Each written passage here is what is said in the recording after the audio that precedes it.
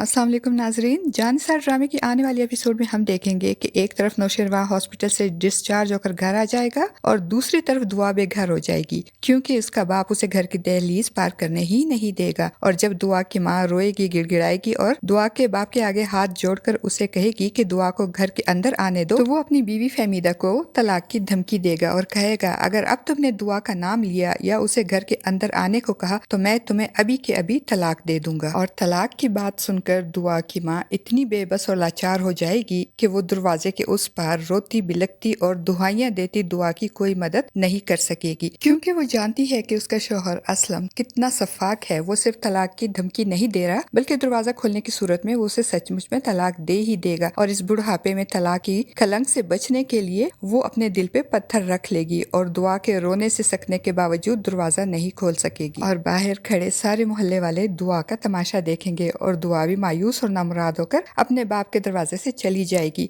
कहाँ जाएगी ये तो दुआ को भी नहीं मालूम होगा, मगर फिर उससे अपनी दोस्त रिदा का ख्याल आएगा तो वो रिदा के घर जाएगी और इसे कहेगी कि वो कुछ दिन के लिए उसे अपने घर में रहने की इजाजत दे। मगर रिदा तो दुआ को देखते ही उसे ताना मारेगी कि जरूर तुम्हारे बाप ने तुम्हें धक्के देकर घर से निकाल दिया है, तभी तो तुम मेरे घर आई हो रहने के लिए, मगर जो कुछ तुमने किया है इसके बाद तो मैं भी तुम्हें अपने घर में नहीं रख सकती। रिदा बड़ी बेदर्दी से दुआ को धक्का देकर दुआ के मुंह पे दरवाजा बंद कर देगी और दुआ बेचारी बेबसी से रिदा के बंद दरवाजे को देखेगी और फिर मायूस होकर वहाँ से भी चली जाएगी। और दूसरी तरफ फराज, जिसने दुआ की जिंदगी बर्बाद की, लेकिन जब इसको ये पता चला कि दुआ कोई और नहीं बल्कि फिजा की बहन है तो वो परेशान हो गया। और ऊपर से जब रिदा ने इसे फोन करके ये मालूम करने की कोशिश की कि कहीं दुआ इसके साथ तो नहीं, इस पे फराज मजीद परेशान हो जाएगा और रिदा से पूछेगा कि ये तुम मुझसे क्यों इतनी पूछगछ कर रही हो दुआ के बारे में। तो रिदा उसे बताएगी कि वो कल दुआ की बहन की शादी में गई थी जहाँ इसके बाप ने मुझसे दुआ के बारे में पूछा और ये भी पूछा कि मैं उससे बताऊं कि दुआ का किसके साथ चक्कर चल रहा था, इसीलिए मैं तुमसे पूछ रही हूँ कि शायद वो तुम्हारे साथ हो। तो फराज रिदा को यकीन दहानी करवाएगा कि दुआ इसके साथ नहीं है, मगर ये भी कंफर्म करेगा कि दुआ की बहन जिसकी कल शादी थी उसका नाम क्या है। तो रिदा उसे बताएगी कि उसका नाम फिजा है और फिजा का नाम सुनते ही फराज घबरा जाएगा क्योंकि फिजा कोई और नहीं बल्कि इसकी अपनी ही बीवी है और दुआ फिजा की बहन है। ये सुनकर तो फराज बहुत ही घबरा जाएगा कि अगर इसका बांडा फूट गया और दुआ के घर वालों को ये मालूम हो गया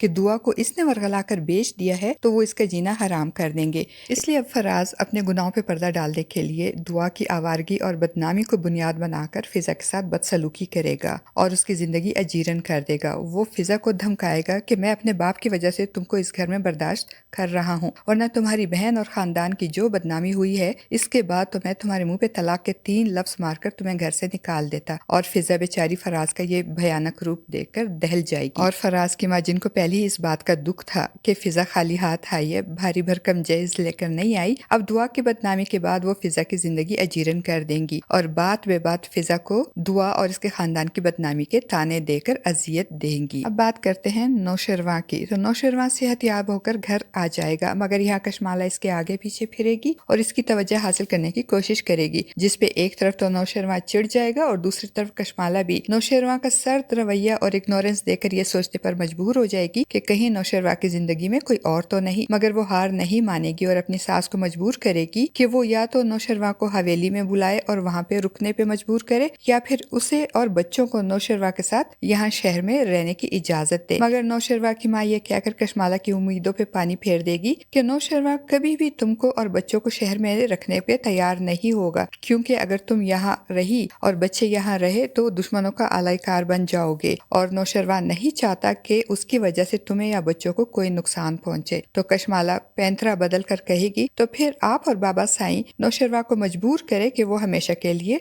हवेली आ जाएं। मगर नौशरवा को कशमाला से कोई दिलचस्पी नहीं होगी, वो तो कशमाला का सहारा लेने का भी रवादार नहीं होता, क्योंकि जब वो हॉस्पिटल से घर आता है तो इसका बाप कशमाला से कहता है कि नौशरवा को सहारा देकर कमरे तक ले जाओ, मगर नौशरवा साफ मना कर देता है। अब अगर बात करें असलम साहब और फहमीदा बेगम की, तो फहमीदा बेगम तो दुआ को याद करके रोएगी और सिसकियां लेते हुए कहेगी पता नहीं किस हाल में होगी मेरी बच्ची और कहाँ होगी। मगर असलम साहब बड़ी बेदर्दी से कहेगा कि दुआ करो फहमीदा कि दुआ मर जाए, क्योंकि जो खालिक दुआ ने हमारे मुंह पे मल दी है वो इसके मरने के बाद ही धुल सकेगी। और दुआ बेचारी सारा दिन शिकस्ता दिल और शिकस्ता रूह के साथ दर बदर भटकने के बाद एक पार्क के बाहर सुस्ताने के लिए बैठ जाएगी। तो एक गाड़ी इसके पास आकर रुकेगी और कुछ आवारा लड़के दुआ को अकेले देखकर इसके साथ ज्यादती करने की कोशिश करेंगे گے اور اس کو ہراس کریں گے، مگر اسی دوران ایک اور گاڑی بھی وہاں سے گزرے گی اور گاڑی کی ہیڈ لائٹس کی روشنی میں جب وہ گاڑی والا دیکھے گا کہ کچھ لڑکے ایک لڑکی کو ہراساں کر رہے ہیں تو وہ بھی گاڑی سے نکل کر ہوائی فائر کرے گا، اور فائر کی آواز سن کر وہ آوارہ لڑکے تو وہاں سے بھاگ جائیں گے، مگر وہ فائر کرنے والا کون ہوگا اور وہ دعا کے ساتھ کیا سلوک کرے گا، یہ سب جاننے کے لیے جڑے رہیے ہمارے چینل سے۔